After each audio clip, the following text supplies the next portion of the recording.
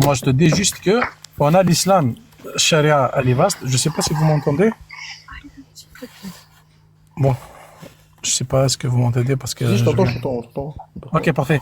Moi, ce que je disais, c'est que l'islam, il est vaste. Il t'a permis de marier une fille à partir de l'âge de la puberté jusqu'à ce qu'elle devienne vieille, et il n'y a pas de problème. Mais écoute, mais on n'est pas obligé de la marier à 12 ans. Et on n'est pas obligé de la marier à un vieux de 50, 60 ans. Ok? Ce que je te dis, moi, on a le choix dans l'islam. Ma fille, je la marie à l'âge que je veux, l'âge que je juge raisonnable. Pour elle, elle puisse supporter le ménage. C'est ma règle à moi, c'est pas une règle 5 générale. ans, c'est parfait, 5 ans, c'est parfait. Oui, oui, Ahmed, je comprends que ta fille, tu peux donner aux garçons de sa génération. Ça, je comprends et je respecte. Et d'ailleurs, j'ai dit félicitations, c'est un très bon choix. Mais quand même, vous ne pouvez pas, comment appeler ça, généraliser comme règle à tout musulman. Si un musulman veut donner sa fille de 9 ans Ta au fille, mariage, elle a le choix, hein, quand même. mais il est libre. Ce n'est pas à vous de dire absolument à tout musulman de donner sa fille seulement aux garçons. Et d'ailleurs, je vais te rappeler vite fait avant de chuter. Selon toi, est-ce que tu es sûr que est-ce que tu es sûr que les garçons de sa génération ne vont pas quand même, comment appeler ça, lui causer des mal? Donc ta fille, si elle est Super, petite, elle est super, petite. Ahmad, tu les as éteints, tu peux répéter la question. C'est ça. Écoute, est-ce qu'il va pas lui faire du mal? C'est pas, ça dépend. Non, moi, ce que je voulais dire, quelqu'un de sa génération, parce que premièrement, émotionnellement, ils sont équilibrés, ils seront au même niveau. En plus, un garçon qui a de sa génération, physiquement, il n'est pas aussi développé que quelqu'un d'adulte, premièrement. Donc, ils ont à peu près, ils sont développés au même niveau génital, si je peux me le permettre.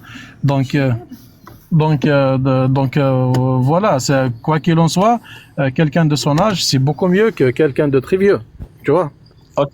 D'accord. Si j'ai un gros zizi, comment ça se Tu sais, passe? Juste je pour vais la te donner. source, juste pour la Ok. source, Je vais la te donner. singerie que tu m'as demandé là, c'est l'imam Al-Nawawi qui le dit dans son commentaire du Sahih de l'imam Muslim. C'est l'imam Al-Nawawi qui le dit. Il rapporte que Ahmed et Abu Ubaid ont dit qu'une fille de 9 ans peut être contrainte au rapport si le père et le mari ne se mettent pas d'accord sur un moment qui, C'est dans l'école handballite, ça, c'est ça? ouais, entre autres parce que Abu Ubaid par exemple c'est pas un Hanbali, c'est un autre savant, il s'appelle Abu Ubaid al-Qasim ibn Sallam, c'était un érudit, un savant islamique du 2e siècle de l'Hégire. Et lui, comme d'autres, comme Ahmed ici, et il y en a d'autres qui ont eu cet avis-là, mais ils ont dit si le père et le mari, ils ne se mettent pas d'accord sur un moment où il peut y avoir un rapport qui ne soit pas nuisible pour la fille, alors, s'ils ne se mettent pas d'accord, le mari peut, dès qu'elle a 9 ans, il peut la contraindre. Et moi, ce qui est frappant ici, c'est bien le fait déjà qu'ils disent tu peux y aller à 9 ans, et il te dit bien Duna ghayriha. Tis'a sinin, donc il dit فقال أحمد وأبو عبيد تجبر على ذلك بنت 9 سنين دون غيرها. Ce qui veut dire que Ahmed et Abu Ubaid ont dit qu'une fille de 9 ans peut être contrainte au rapport. Après ils disent, C'est beau, mais pas si beau. elle est plus jeune. Mais pas si elle est plus jeune que ça. Ils disent bien Tujbaru. Tujbaru, ça fait référence à la contrainte. Jabara, Tujbaru, c'est la contrainte. Ça reste que c'est une minorité qui pense ça. On est Même d'accord, le mais c'est quand concept- même c'est honteux, enfin, tu vois, honnêtement. Hein. On est d'accord, Ouais, bien je suis sûr. d'accord avec toi. Après, il dit, Namawi te dit, pour être honnête, je vais citer, parce qu'on va me dire, ouais, t'es un machin truc. Malik et Shafi'i et Abu Hanifa ont dit que la limite, en fait, c'est la capacité à supporter la relation. Et il dit cela ne dépend pas d'un âge, mais dépend d'un individu à l'autre. Donc pour les 3 autres imams, Malik et Shafi'i et Abu Hanifa, le rapport peut avoir lieu quand la fille, la jeune épouse, est capable de supporter la relation. Et cela, c'est pas fixé par un âge. Tu peux pas dire, ah vas-y, à 9 ans, ou à 10 ans, ou à 12 ans, ou à 15 ans. Vas-y. C'est chacun en fonction de sa situation. Voilà, selon son aptitude physique, exactement. C'est beau, un vrai film porno, quoi, c'est beau. Putain, Tu vois, quand même, bon voilà, ils ont été jusque-là, quoi. Et attends, et ça, quand on dit ça, on omet tout le temps de rappeler mais je pense que c'est très important aussi, c'est que la question de savoir, est-ce que tu peux avoir des rapports avec ta très jeune épouse, autres que des rapports de coït, malheureusement, Ibn al-Qayyim, par exemple, te dit que si ton épouse est trop jeune pour avoir des rapports, il dit, وقال في attends, c'est pas ça. Il dit قيل أما إذا كانت صغيرة لا يوطأ. Si ton épouse est trop jeune, صغيرة لا يوطأ, pour avoir un rapport de coït, alors il n'est pas interdit, à défaut d'avoir un rapport de coït parce qu'elle est trop jeune, d'avoir des rapports de l'ordre des préliminaires, l'embrasser, la toucher, etc. On parle d'une enfant qui est trop jeune pour avoir un rapport. L'horreur. Tu vois, et Ibn al-Qayyim te dit, donc non seulement il rapporte ça, il dit que c'est l'avis de Ahmed, le même qui disait que tu peux y aller dès 9 ans et la contraindre, c'est l'avis de Ahmed dans une version, c'est l'avis de Abu Mohammed al-Maqdisi, c'est l'avis de notre shir, Ibn Taymiyyah, et d'autres ulama. Et ensuite il dit que Abu Mohammed al-Maqdisi a conclu, donc en fait il fait le développement et tout, bref, il a conclu que cela indique clairement qu'il n'est pas obligatoire de s'abstenir d'avoir ce type de rapport, et qu'il n'est pas interdit de la toucher. Ceci est également l'avis d'Ibn Abi Moussa et l'avis de l'imam Malik, qui est considéré comme étant l'avis le plus correct. Et la raison pour laquelle ils ont autorisé cela, ils disent, c'est parce qu'il n'y a pas de preuve pour l'interdire. Donc comme ils n'ont rien pour interdire ça, ils te disent, c'est halal, tu peux. Au secours. Mais si j'ai un ongle incarné, comment je fais? Zad el-Ma'ad, tome 5, Zad el-Ma'ad, tome 5, page 655, pour ceux qui veulent la référence.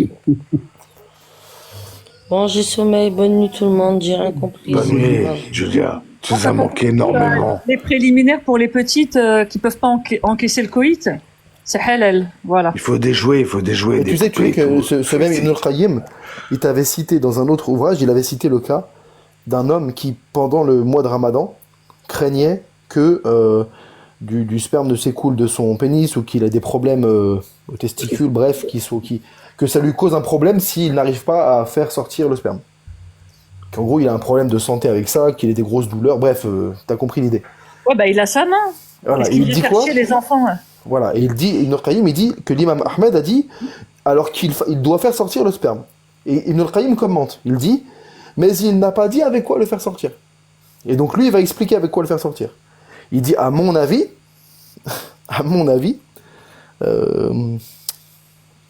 qui ça donc Bada'i al-Fawaid, donc il dit, attends, wa indi, donc il dit, à mon avis, il doit soit le faire sortir, il doit le faire sortir avec ce qui ne va pas gâcher le jeûne de quelqu'un d'autre.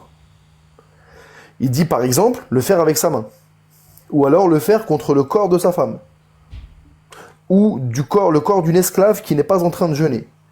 Et ensuite il dit, ou alors le faire avec, s'il a une esclave enfant ou un pubère, il précise les deux, hein. Il dit bien, bon c'est gore, hein, mais bon, il dit Tifla ao sarira. Il te dit bien dans le texte, c'est beau. s'il a une esclave qui est enfant ou un pubère, alors il peut comment on peut dire, masturber, c'est bon, ça passe, ce mot?